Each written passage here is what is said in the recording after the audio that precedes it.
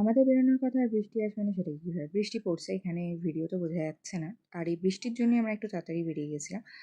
আর বেরিয়ে আমি একটু ওয়েট করছিলাম, একটু মানে কি ওয়েট করছিলাম অভিকের জন্য। তো এই দেখো এসে গেছে এবং আসার পরে কুকুরটা দেখো কিরমভাবে তেড়ে আসবে। মানে আরেকটু হলে মনে হয় কামড়েই দিত। আর আমি যা চিল্লিয়েছি চেঁচানোটা আর ভিডিওতে দিইনি, মানে বহুত অদ্ভুত লাগছিল আর কি। হ্যাঁ, দাঁড়াও, আমরা বেরোবো না, বৃষ্টি হবে, সেটা কি হয় বলো? আমি ঠিক বাড়িতে বেরোলে আর বৃষ্টি পড়লেও আজকে আমাদের রেনকোট আছে।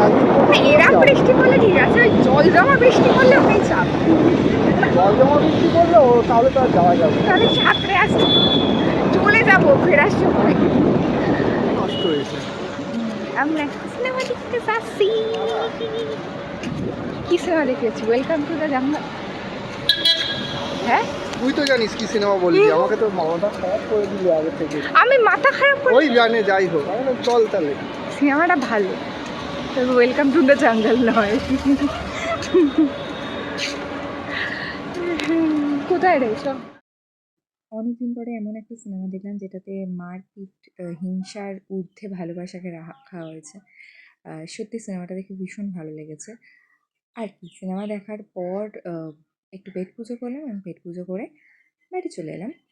সিনেমাটা নিয়ে আমি ভেবেছি একটা রিভিউ লিখবো, লেখার এখনও সময় হয়ে ওঠেনি। খুব শিগগিরই লিখবো আমি আমার ফেসবুকে।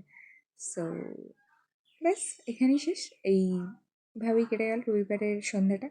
তার জন্য এখানেই শেষ করছি। যদি এই ছোট্ট ভিডিওটা ভালো লাগে তাহলে অবশ্যই জানিও যে কীরকম লেগেছে, আর লাইক করে দিও। সো এখনকার জন্য টাটা।